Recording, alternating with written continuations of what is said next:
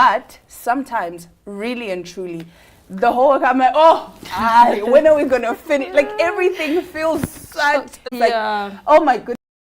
And 10 minutes of a 40-minute workout, oh my gosh, I feel so. I find that if maybe it's like a 30-minute workout for that day, it takes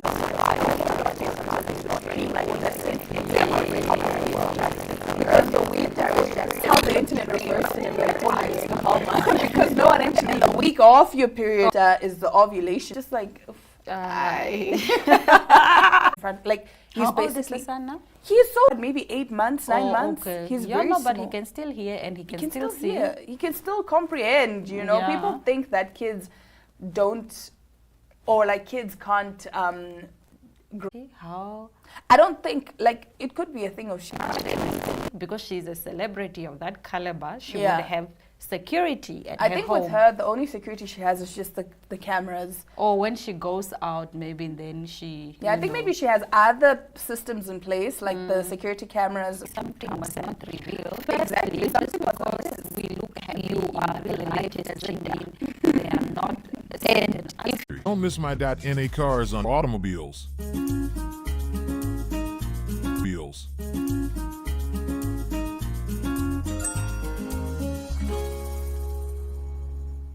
You're watching Smell the Coffee. Now today we're talking all things love. Relationship challenges or more common challenges that couples face. Well, there are quite a number of challenges. If I start with one of the most common ones, everybody's always trying to be right. Yes. So, I always ask one another, and yet you're always trying to be the right one. Why are you in a relationship? So that's one of the major challenges, and that contributes to really unhealthy and toxic conflict situations because everybody's just trying to be right and not trying to relate. I'm guilty. Girl, we all saying it's my way. yeah, on the highway. What is Okay, so could you share with us? arguing about something that's so lady.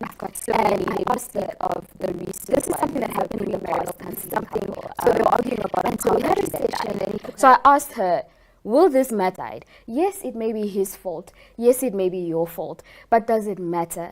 So the breakthrough there was they had to realize to choose their battles.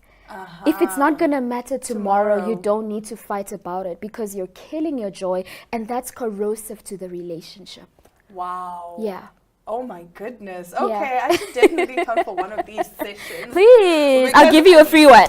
I'm ready. I am so ready. Okay, Yeah. so of course a lot of couples struggle with communication. Yeah, Right? yeah. Like I said, for example, me, I will give you the silent treatment because I don't like conflict. I don't like... Right. I hate conflict. So it's kind of like just read my mind and understand why I'm upset, you know? So what are some of the tips that you can give to those couples that struggle with communication? Okay, conflict is not a bad thing. A lot of people shy away from conflict because they think it's a bad thing. Conflict can be good or bad.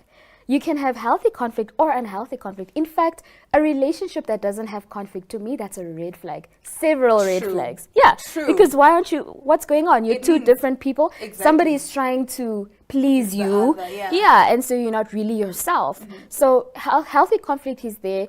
I always just say always act from a place of love when you're speaking to somebody that you're in a relationship with. Yes, you can be angry, but always act from a place of love. Even when you're angry, don't call them names. I always say this is not your enemy. This is your lover. Yeah. How would you speak to your lover? Yes. I always ask that clients look back and reflect. Think about who this person is to you, what they mean to you. So managing your tone as well. We don't need to shout. I always say, yes, you're angry, but just calm down, sit down. Let's talk about it and find a solution. Having a solution-based mindset. It's all up in here. So conflict can be bad when we're shouting around, calling each other names, but it can also be good because healthy conflict helps you create a bond. It helps you get to a better place, grow together, because a relationship that doesn't have healthy conflict is stagnant because then we don't know what we're supposed to be doing to get to the place where we have to get. You have to clash because you're two different people. Iron sharpeneth iron. Sorry, my spiritual side came out. But, simply put, use conflict to build your relationship. That is I am at a loss for words because really it's a different aspect to look at things. Like you said, if everything is perfect in the relationship, something is wrong. Yes, because it means one person is compromising themselves to please the other person. Yeah, of course. And I like the way you phrased it to say, listen, it's so that we need to have that conflict to get to where we're supposed to be. Exactly. Because how am I going to know, okay, you don't like this? Yes. If I'm just like, okay, yeah. So then we just remain there. So we just remain there, we're not moving. Yeah. Okay, so I want to ask, what is the importance of setting boundaries in a relationship? Oh, I always say having boundaries, first of all, is a sign that you are in tune with yourself. You've got a relationship with yourself. You know what you stand for, you know what you don't stand for. And it's very important that you're able to enforce those boundaries, especially with someone that you love. You don't want to be in a relationship with somebody that lets you let go of all your boundaries, because again, that's a red flag. You're losing intricate parts of who you are. And that is a major, I love saying the word red flags. I need to stop. No. I like to identify them because some of us are Red Bulls, we run straight into red flags. I love that. So it's quite important because it helps you grow.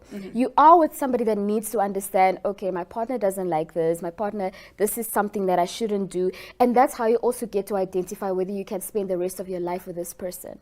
So it's important to enforce your boundaries, number one, for you, so that you don't lose intricate parts of who you are just for the sake of love. That's a topic for another day. But also for the other person to get to identify what is it that you'll stand for, what is it that you won't stand for, so that they can make the conscious decision, can I spend the rest of my life with this person? Ooh, yes. Yeah.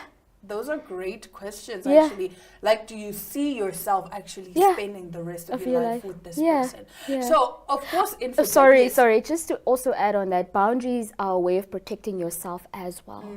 So, yes, you are in a relationship with this person, but where are you in this equation? Don't lose yourself. And it brings us back as well to that whole thing of conflict. Yeah. Where now you guys have to have that conversation. Yeah. You have to unpack the ugly. Yeah. To say, listen, this is who I am. Yeah. We need to find a way to make it work. Yeah, so it either works or it doesn't. Or it doesn't. Yeah. So infidelity is one of those. It's a major topic, of course, in relationships. Yeah. How do you help couples heal from that? Because for me, of course, cheating, it's a no-no. I can't forgive you because I can't trust you after that. Yeah. But there are people that are willing to work on that and help each other out. How do you...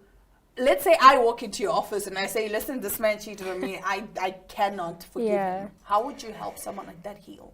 Every time I get into a session and there's infidelity involved, I always say a little prayer because I'm like, I need help. Yes. But it's a very difficult area. But I'm going to be very honest about this. And this is what I always say. Yes, you're upset, but you have to decide at what point do you forgive. It's either you let go or you forgive. Yes. Give yourself time. Say 3 months, a year. This is how long it's going to take, right? And you decide, I'm going to stay in this relationship and forgive, or I'm going to leave because this is a deal breaker. But also the guilty party or the party at fault, or allegedly these days, has to also extend grace to the partner that has been hurt. And they need to allow them to go through all the emotions, the distrust and the unforgiveness and everything attached to, the hurt that was caused to them. I always say extend grace, but also come to an agreement, you as an individual. How long are you going to allow yourself to, for that push and pull to happen in the relationship? It's at some point you're both going to hurt. You're going to hurt both of you, and it's going to be corrosive to the relationship. And then before you know it, you've wasted 3 years, 4 years of your life being angry, being upset, and now you need to go start over somewhere else. I always say, make the decision. Yes, it hurt. Allow yourself to be hurt, but make a decision. Love yourself enough to make a decision, to decide, am I going to stay and work it out, or am I going to go? Because most people don't know what to do. They know, but they are not brave enough to make the decision. So think about yourself. I always say this. Yes, you're in a relationship with somebody. Yes, you love them, but love you. Yes, love you first. Love you, yeah.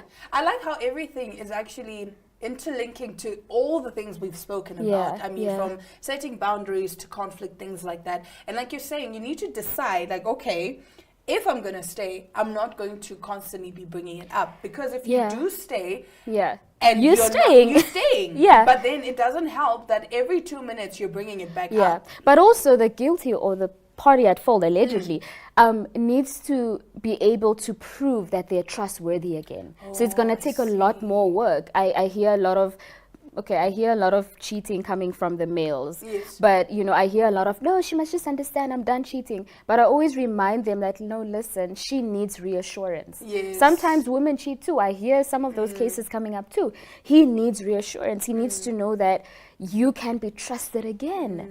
So responsibility is on both parties. I always say it takes two to tango. It does. Yeah. Okay, So- now before I let you go, All right. common misconception, all men cheat. What is your take on that? I believe that there are women and men that cheat. I don't believe all men cheat. I do believe there are good men out there. I see a lot of good men out there. And I think if women just open themselves up to realize and internalize that there are good men out there and that they are deserving of these good men, they will find them. Oh, that is beautiful. Because you attract what you think you deserve or what is out there. So it is what it is. Cynthia, I can't have enough time with you. Okay, so for those who want to get in touch with you, where can they find you? So find me on Instagram, find me on Facebook. So on Instagram, I am at Love Coach Cynthia Rhodia. Okay. On Facebook, I am just type in Cynthia Magwaza or Cynthia Rhodia. Or you can Google me, Cynthia Rhodia or Love Coach Cynthia. And I'll be right there with more of this. Like a fairy godmother. I love it. Awesome. Thank you so much, Cynthia, for joining me in studio today. Thank you. Unfortunately, because of limited time, I don't want to let you go, but I do have to. I don't want to leave. Thank you so much. Thank you. All right, more Smell the Coffee coming up after the break.